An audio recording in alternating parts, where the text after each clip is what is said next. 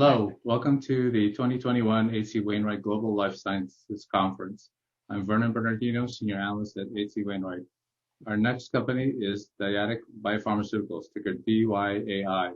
Dyadic is a global biotechnology company advancing its proprietary C1 expression technology to help vaccines and other biologic drugs to market cheaper and achieve ease of scale manufacturing. From Dyadic, we have CEO Mark Emalfarb. Without further ado, Mark, please take it away. Thank you, Vernon, and welcome everybody.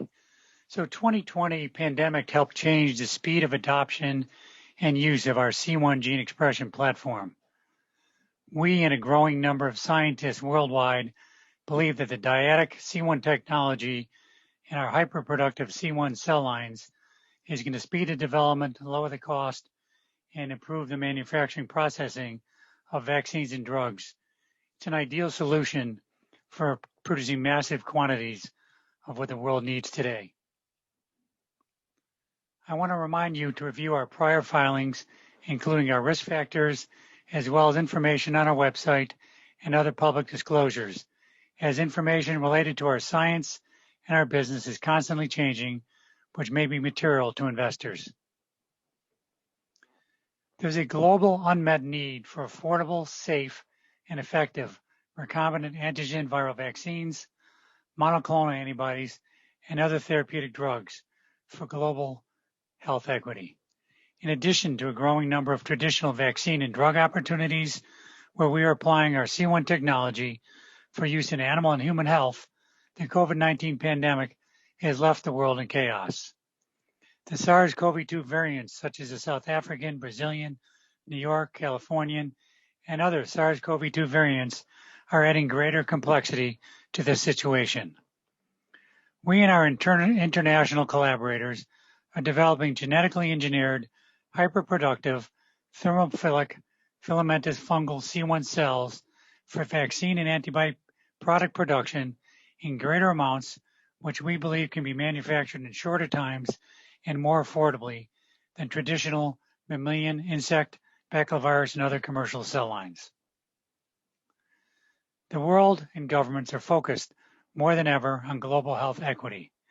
In order to achieve health equity globally, there needs to be disruption in the way biologic vaccines and drugs are developed and manufactured.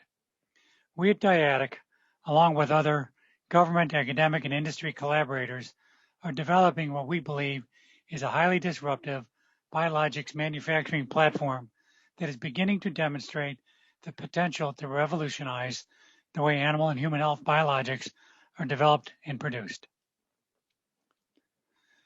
As you'll note from this slide, we have a solid financial position to continue leveraging our C1 technology for its use across a growing number of applications in animal and human health, including expanding our infectious disease franchise, both for prevention, such as recombinant protein vaccines, and treatments, such as antibodies, and for other inflammatory, metabolic, neoplastic, degenerative, and other diseases, including COVID-19, to allow for fair and equitable global access.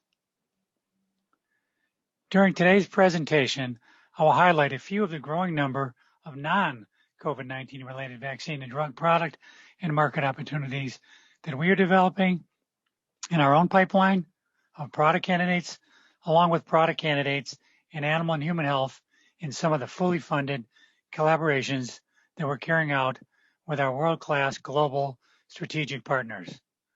Later in this presentation, I will also highlight certain advances in our collaborative efforts with top-tier pharmaceutical companies in both the animal and human health industries, as well as our own potential pipeline products, including nivolumab, a potential biosimilar, biobetter of Bristol Myers Squibb's $8 billion PD-1 cancer drug Opdivo, and our own continued progress related to Dyadic's SARS-CoV-2 RBD recombinant vaccine program, which is being developed with the assistance and collaboration of the Israel Institute of Biological Research and the EU scientists. We're building on our 2020 scientific data and on our business development success and momentum. We're moving towards a potential first phase 1 clinical study with our C1-produced RBD antigen against the COVID-19 pandemic. We're leveraging that success in developing potentially other antigens against SARS-CoV-2 and animal viruses from the ZAPI to expand the recombinant vaccine pipeline for human and animal health. And we continue to strengthen and expand scientific and leadership capabilities to execute world-class business development and leverage our strategic collaborations for the development and production of C1 biologic products for ourselves and our collaborators. In 2021, we're focused on a variety of programs and opportunities.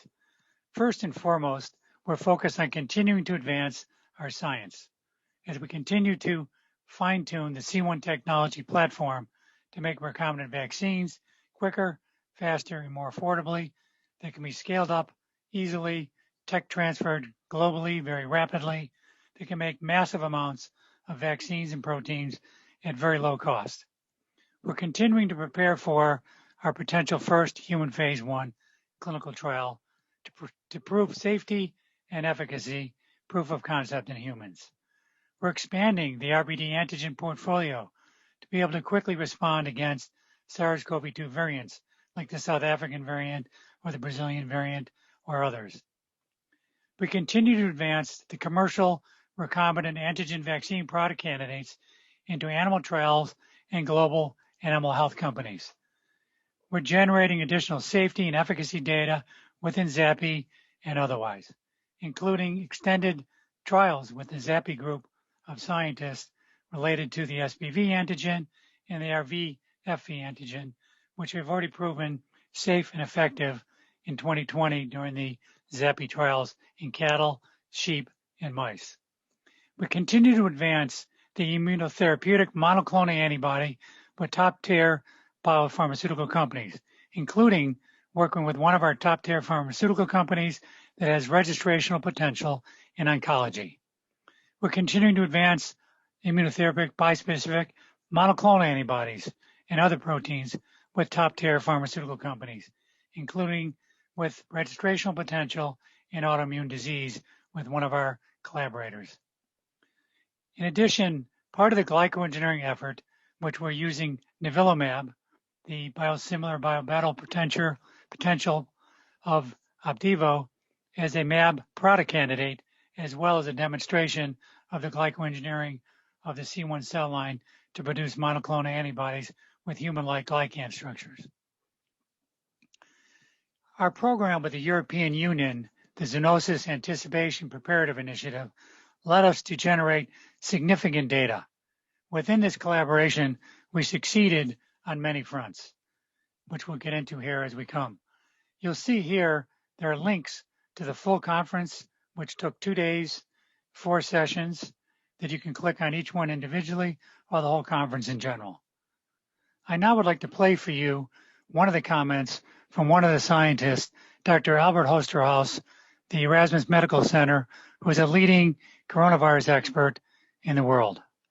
The manufacturing processes here, there's the efficient manufacturing processes are being developed. I specifically would like to mention Dyadic, the C1, the fungal process there, which gives enormous amounts of antigens. And I think, especially in the face of the world situation with the pandemic, a system where you can produce much more vaccine would be an ideal one to look into. So if that is if that were to be the only spin-off, that would already be fantastic.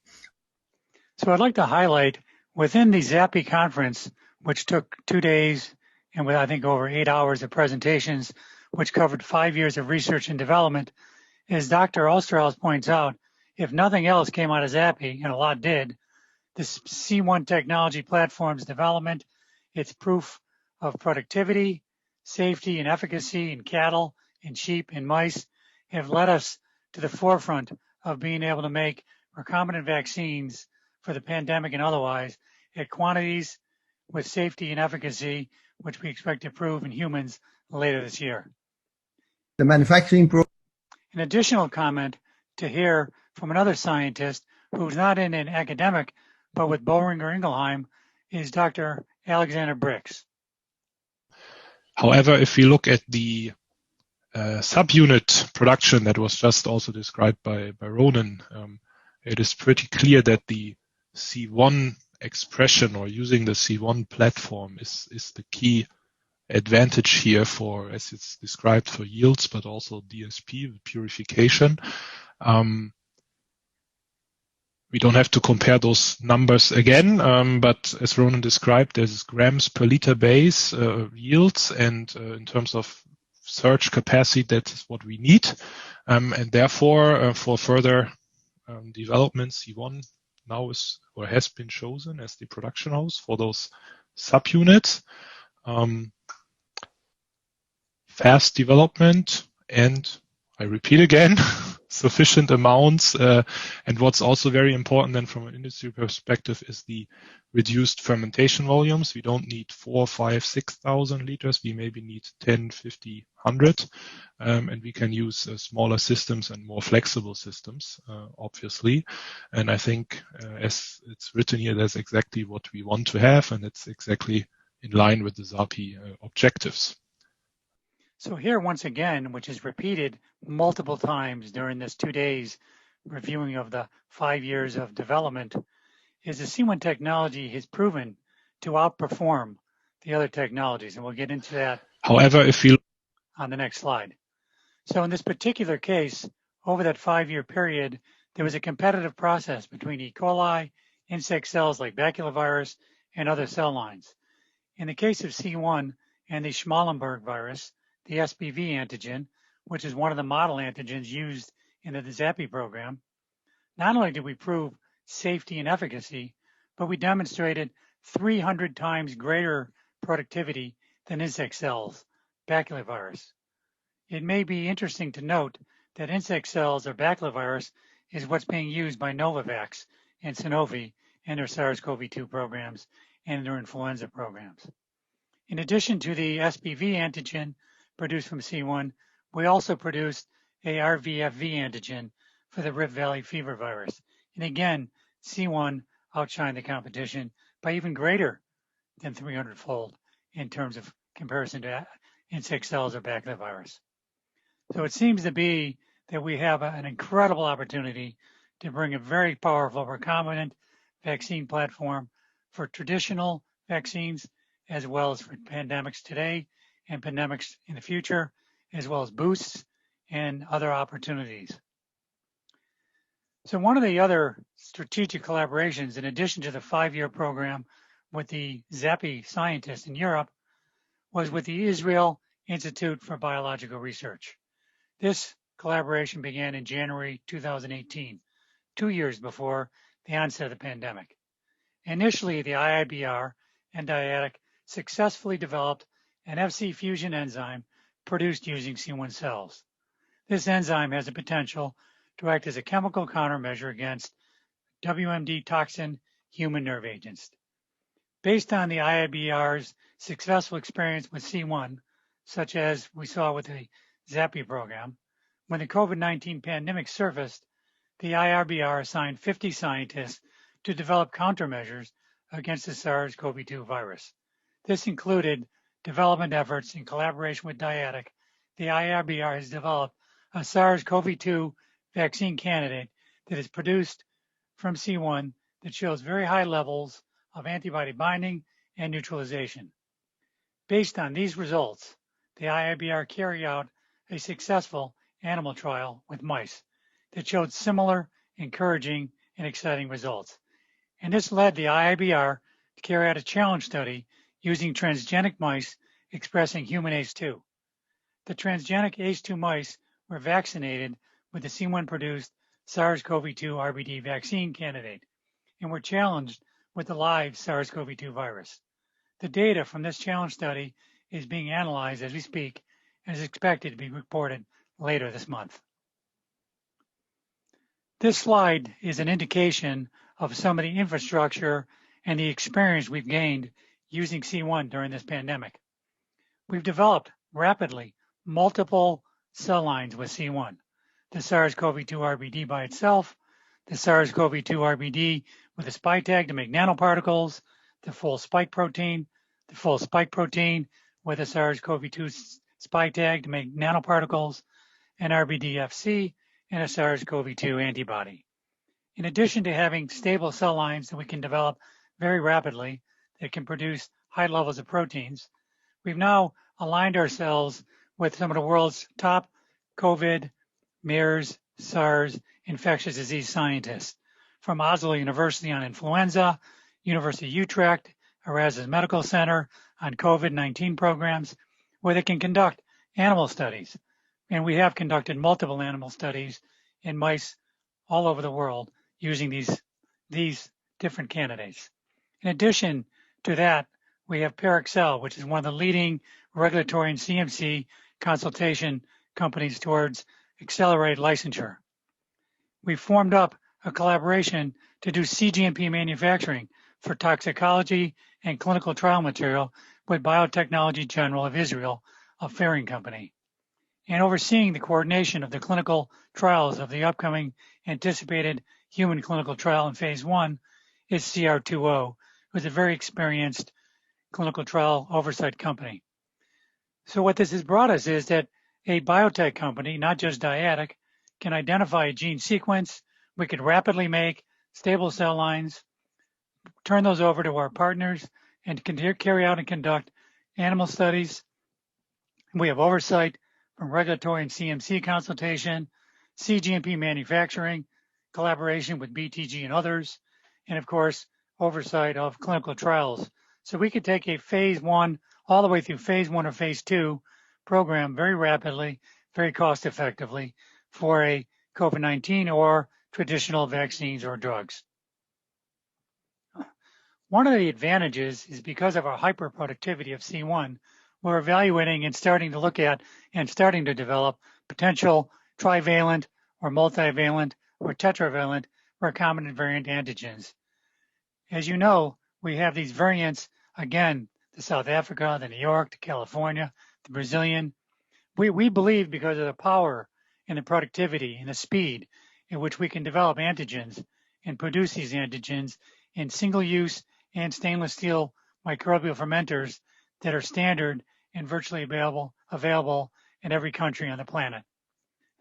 This would allow us to rapidly produce different variants and potentially, because of the hyperproductivity, still be able to produce the billions of doses more affordably of a trivalent or a tetravalent vaccine candidate with broader coverage and protection. In addition, we're working on monovalent and multivalent recombinant SARS-CoV-2 antibodies. We've recently executed a material transfer agreement and have now transferred that material to a top-tier pharmaceutical company to perform a fully funded research and evaluation of a C1-produced SARS-CoV-2 monoclonal antibody. And as I think you know, monoclonal antibodies are in short supply, and in the global demand far outstrips the availability, not only in terms of quantities, but in terms of cost and availability. Most of the CHO fermenters that you need to produce monoclonal antibodies from CHO are full with other opportunities, whether they be vaccines or traditional candidates and drugs. We anticipate potentially entering into a collaboration with the former ZAPI EU scientists and other parties to express one or more SARS-CoV-2 monoclonal antibodies with the objective of potentially leading to another phase 1 human clinical trials of, in this case, a single or a cocktail of antibodies, in addition to the potential anticipated trial of a vaccine produced from C1.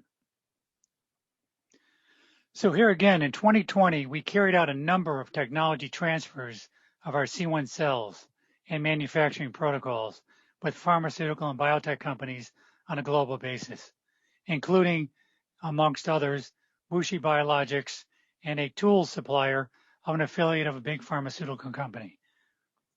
In 2021, we have already completed C1 cell engineering and manufacturing runs with the objective to reproducibly manufacture and demonstrate the quality control necessary to produce under cGMP the Dyadic C1 Express SARS-CoV-2 vaccine candidate for the anticipated human clinical trial later this year. We've also begun to start transferring the technology to other pharmaceutical companies and tool type companies around the globe. One of the opportunities that we have here at Dyadic is during our glycoengineering of C1, which is modifying the C1 cells to impart human-like glycan structures. One of the things we're doing is we're doing that with a model protein, in this case nivolumab, which is a potential biosimilar or biobetter of the $8 billion microbial or the monoclonal antibody from Bristol Myers Squibb's. If we're successful in being able to produce nivolumab with human-like glycan forms that provide the right qualities and attributes and yield, this will demonstrate not only that we can make mAbs, which could be Keytruda, Humira, or a variety of other mAbs today, bispecifics, trispecifics that need human-like glycan structures, but we also have the out-licensing opportunity for that particular cell line. That could be a very valuable asset just alone, let alone the opportunity to prove and demonstrate the ability to produce antibodies from C1. There's a lot of competitive advantages that we have using the C1 technology. This technology is very robust, it's very versatile, it's very scalable. As you know, in biotech, there's a saying, fail to scale. Well, guess what? We spent 25 years producing enzymes at up to 500,000 liters. We're scaling down. A typical large capacity fermentation tank in the pharmaceutical industry is 20,000 liters, or 25 times smaller than we've successfully scaled C1 up. We use very low-cost media. There's no endotoxins like you get from E. coli. There's no viruses like you get from CHO. And we can produce high levels of very low-cost proteins, whether it be a therapeutic protein, an antibody, antigen, or otherwise. We believe that the purity, the productivity, the robustness, and the speed leading to the cost, high yields, rapid manufacturing cycle times, reducing production costs, and significantly reducing the manufacturing footprint. As indicated earlier by that Dr. Perks from the Boehringer Ingelheim, we can dramatically use smaller tanks or bioreactors and produce more affordably. This is an example of a wide variety of different proteins that we've produced at record levels. To give you an example, for the COVID, SARS-CoV-2 C1 produced RBD, we have a cell line that's been used in our R&D program at up to 3,500 milligrams per liter. That's an enormous amount of protein. If you remember, we left off at 1,800 milligrams per liter in the ZAPI program with the SPV antigen compared to the baculovirus, which in that program was 6 milligrams per liter. Typically, baculovirus or insect cells are somewhere between 20 and 90 milligrams per liter. So you can see the huge advantage we have here. The same thing holds true for FC fusion products, mAbs, trispecifics, and again, we have worked on hemagglutinin and we're in the past, and we're working now with Oslo University and potentially coming up with down the road a potential SARS-CoV-2 vaccine and a influenza vaccine that potentially can be given in one shot together, which would be remarkable. To have a tetravalent SARS-CoV-2 antigen covering not only SARS, but also influenza. Our business development and strategy, what we've been able to do is we've been able to help speed the development and advance our technology using funded research from a variety of other parties, including governmental agencies, grants, and contracts, like with the Zoonosis Anticipation Preparative Initiative over 5 years, the animal studies, the development, the funded research, the Israeli Institute of Biological Research, and then, of course, with Big Pharma, we've had multiple and continue to have funded proof of concept collaborations for specific therapeutic products that not only help us advance their potential candidates, but they help us learn which would be the best potential candidates to produce using C1. And in those big pharma programs, we're looking for upfront cash, access fees, milestones, and royalty. With small biotechs, they can't afford the upfront cash. For example, BDI Pharma in Spain, where we own 16% of that company, we can get equity investments and then get milestones and royalties. So not only do we potentially get more product opportunities and more shots on goals by doing this with small and medium biotechs, we potentially get higher equity and we can end up with big winners. And then, of course, as we've talked about on our own programs, which is we're advancing things with Opdivo, knockoff, and Developmab, potential biosimilar, biobetter, as a proof of concept for the production of mAbs in general, and as a potential out-licensing opportunity of very, very large magnitude. In addition to that, we're working, as we talked about, on influenza, on our own SARS-CoV-2 vaccine, potential mAbs, and other infectious disease, metabolites, and other programs. And we're able to leverage all of this with our own funds, but also with funds from big pharma, government, and small biotechs in the programs that are fully funded. So the investment highlights, as of September 30th, 2021, our last Q, we had $30.5 million in cash. We have a very versatile platform. It's robust. It can be used to produce almost an endless number of product opportunities. We have a strong competitive advantage and IP position, global business development efforts, bringing in more business development collaborations on a global basis, strategic partnerships in different parts of the world, experienced leadership, both on our management team and our board of directors. And our management team, we can start out with Matthew Jones, who's worked over 20 years, formerly of Lonza. He's our chief commercial officer, worked at GSK. Dr. Shellett is our CSO, over 20 years in biopharmaceutical and industry recombinant protein production, worked at Teva, worked at Codexis. Ronan worked with Codexis on the Shell program using the C1 technology, where he spent multiple years and several $100 million of money with Shell and Codexis developing C1, and we're taking advantage of that knowledge and expertise.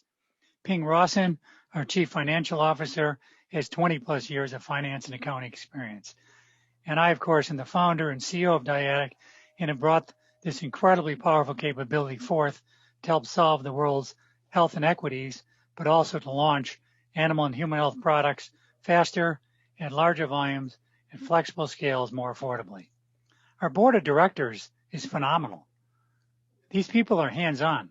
Dr. Aaron Bose, formerly of Pfizer, he's also a U.S. National Academy of Engineer, as is Dr. Barry Buckland, who worked at Merck for 29 years. Dr. Bose is more of an antibody specialist, but also understands vaccines and other proteins, where Dr. Buckland is more of a vaccine specialist, but also understands the production of antibodies and other therapeutics. Michael Tarnock, in addition to working as a chairman of the board temporarily, or chairman of the board and CEO temporarily of Carex in the past, worked for Pfizer for over 30 years. And Patrick Lucy just recently joined us, where he left Phoenix, which you may remember last year was purchased for over $500 million from Ligand Pharmaceuticals.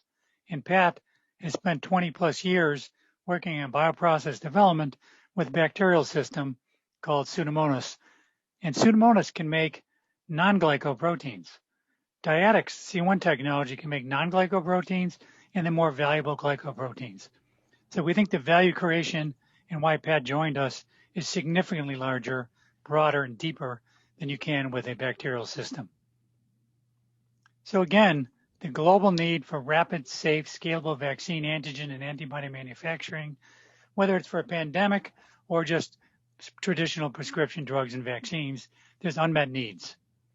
Our aim is to develop affordable, scalable, safe, and protective multivalent vaccine, monoclonal antibodies, and other therapeutic recombinant proteins and enzymes, and a variety of other biological products, including helping combat and be prepared for infectious disease agents and other inflammatory, metabolic, neoplastic, degenerative, and other disease.